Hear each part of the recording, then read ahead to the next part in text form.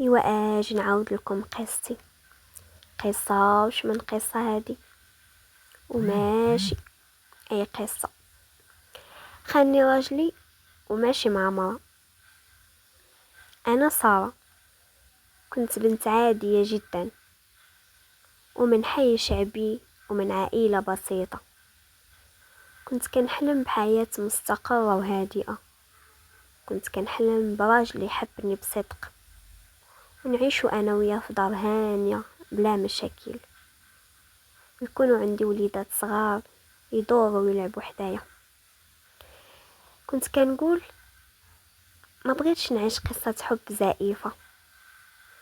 بغيت شي حد اللي يخاف الله ويخاف يخسرني. حتى دخل حسام في حياتي، شاب في الثلاثينات من عمره، خدام مثقف وهادئ، وحتى ملامحه فيهم طيبة وكطمن القلب. تلاقينا في واحد الورشة، وتطورات علاقتنا ومعرفتنا مع الوقت. كان ديما كيحترمني، ماشي بحال الشباب اللي كيبداو بكلام زايد. وكنت انا اول مره في حياتي نحس براسي مرتاحه مع راجل، بلا خوف بلا توتر.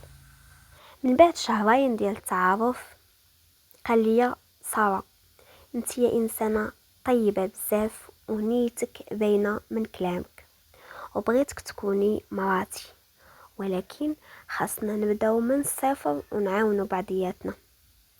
الصراحه انا فرحت بزاف، حسيت ان القدر اخيرا عطاني شي حد يستاهل.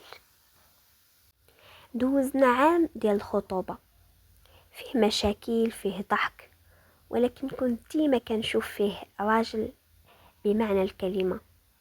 كان كيبكي قدامي، كيحكي لي على طفولته، على راجل باه اللي كان قاسي معاه، على احلامه اللي باغي يحققها. وكان ديما معاه واحد صاحبه سميتو علال. انا ما كنتش كنركز بزاف في صاحبو علال، كان كيدخل ويخرج من الدار كيف بغى، كيضحكوا كيلعبوا البلاي كيتعشاو مجموعين. وانا كنت كنقول الا راجلي كيعرف معنى الصداقه راه كيعرف معنى الوفاء. ولكن من بعد الزواج حسام بدا كيتبدل، ولا كيتفادى العلاقه، ما بقاش كيتقرب مني، ما بقاش كيهضر معايا كيف كان، واذا هضرت كيجاوبني بوجود. وبالليل كيقضي ساعات مع صاحبو علال، كيسد على راسو الباب، كيتكلم في الواتساب، ويخرج بلا ما يقول لي فين غادي. وانا كنقول مع راسي يمكن غير من الضغط، الرجال ما كيهضروش بزاف، يمكن عيان، يمكن مخنوق، ماشي مشكل. ولكن وحده من الليالي وانا كنغسل حوايجو، طاحت من جيبو ورقه صغيره مكتوب فيها: توحشتك بزاف وكنتمنى نبقاو هكا للابد. وما كانش مكتوب الاسم في الورقه، ولكن الخط بان ليا ماشي ديال البنت. رجعني الشك ورجعني الفضول، بديت كنراقبو من بعيد. خديت تليفونو، دخلت للرسائل ديالو في واحد الليله، ولقيت كل شي مكتوب: لقطات، كلمات، رموز، صور، كلها بينه وبين صاحبه علال. صاحبه علال. بكيت غوت، ولكن في صمت. ما قدرتش نفيقه ونقوله، ما قدرتش نواجهه. بكيت غوت، ولكن في صمت. ما قدرتش نفيقه، ما قدرتش نواجهه. مشيت للكوزينة وبقيت كنقرا الرسائل ديالو هو وعلال وحده بوحده. صاور، صفر، اللي عمر قال لي انه مشى ليهم، هدايا، كلمات حب، وحتى نقاشات على الزواج بيناتهم. ايه، كيهضروا على الزواج. فاش واجهته ما كذبش، بقى ساكت ودموعه طاحت من عينيه. قال لي: انا ضايعه ساره، وخفت نواجهك ونقول لك من الاول ونخسرك. كنت كنحاول نكون طبيعي، ولكن كنت كنكذب على راسي وعليك.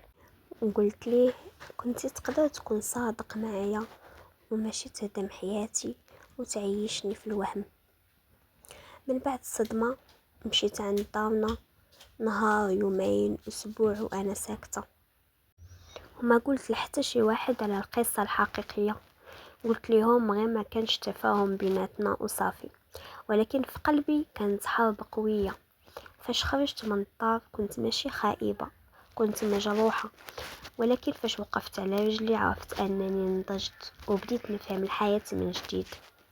خدمت خديت دورة في التنمية الذاتية وبدأت مشروعي الصغير، وكنقرا في الليل في المجال اللي كنت كنحماق عليه. واليوم أنا سارة، ما بقاش عندي وهم السند، أنا سند راسي، أنا قوتي وأنا الكتف ديالي. الناس كيخونوا عادي، ولكن انتي ما تخونيش نفسك. ملي تشوفي العلامات ما تبرريش، وملي تحسي قلبك كيتكسر ما تسكتيش، وملي تعرفي الحقيقة ما تبقايش. وكانت هذه هي نهاية القصة. نتمنى تكون نالت الاعجاب ديالكم وتكونوا خديتوا عبرة ولو صغيرة من القصة. شاركوني الآراء والتعاليق ديالكم في التعاليق، واللي بغات تحكي القصة ديالها ونشرها على القناة ديالي غادي نخلي لكم رقم الواتساب في صندوق الوصف. إلى اللقاء مع قصة جديدة.